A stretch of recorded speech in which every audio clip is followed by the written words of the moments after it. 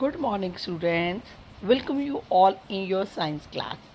In our previous lecture, we have done the topic terrestrial plants.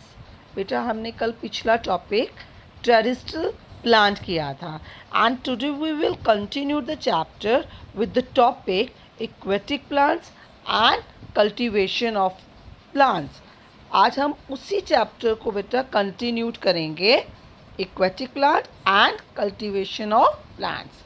And after the end of the topic, you will be able to define the term aquatic plants, flowering, cultivated plants, differentiate between terrestrial plants and aquatic plants, and also you will able to draw a flow chart of steps involved in cultivation of plants. Let's start with aquatic plants. Aquatic. Aqua means water. Hence, the plant which found in water are called aquatic plants. Can you give me some examples of aquatic plants? Yes, lotus, water lily, duckweed, tape grass. Very good. Well done my kids. अब आपने इतनी अच्छी example दी, अब आपको पता है ये सारे प्लांट फिर भी इक्वेटिक होने के बावजूद वो डिफरेंट है. जैसे लोटस फिक्स्ड है, वाटर लिली फ्लो करता है.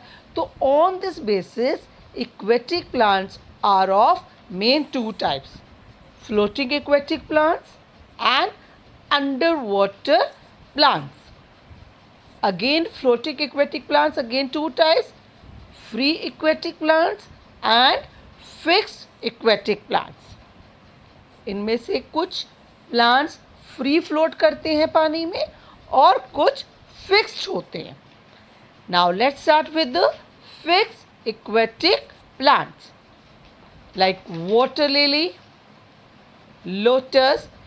They are fixed aquatic plants. Now why they are fixed? Because they are attached to the pond bed. क्योंकि ये अच्छी तरह से pond bed से attached है, तो they are fixed. Also their stems have holes and they have very broad leaves. अब आप देख भी सकते हो, ये आपके पास लोटस का it has a very broad leaves, it stems has holes. Also you know that stem is of lotus is also eaten as a vegetable. ये हमने थर्ड क्लास में भी किया था. Stem of lotus is commonly known as kamal kakdi, तो जिसकी हम as a vegetables भी खाते हैं. सेकेंड हमारे आ जाते हैं फ्री फ्लोटिंग प्लांट्स. अब जो प्लांट फ्री फ्लोट करते हैं पानी में, अब पहले फिक्स थे क्योंकि they are attach to the pond bed. Now they are free because they are not attach to the pond bed. Also they have the air filled cavities in their leaves and in their stem. अब इनके leaves और stem में air filled cavity है, जिसके कारण they becomes very light and easily float on water. अब next category हमारी है अंडर वाटर प्लांट्स. अब जो पानी के नीचे प्लांट्स हैं like tape grass and hydrilla is very important under water plant. First it has a pointed and strap like leaves.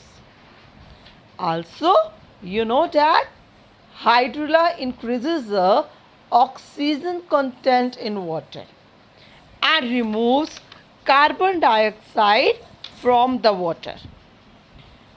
This helps in making water suitable for aquatic life. हमारा next topic है cultivation of plants. Cultivation of plant मतलब जब हम एक field पर बहुत सारे plants को ग्रो करते हैं, they are called the cultivation of plants. Some plant like rice, maize, sugarcane, etc. grown by farmers in fields in large scale. So these type of the plants which is grown by farmers in the field, they are called the cultivation of plants. अब cultivation के कुछ राजे steps होते हैं, हमने ये starting में भी किया था.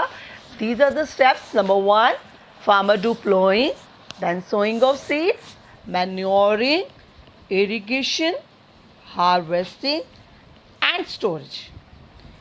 These are the main steps for cultivation for plants. अब one by one हम करते हैं. First is plowing.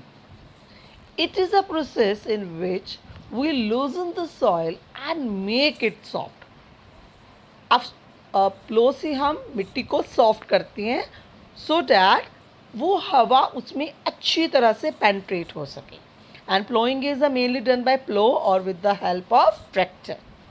अब प्लोइंग के बाद हम सोइंग ऑफ सीड करते हैं, देन इरिगेशन और वाटरिंग द फील्ड.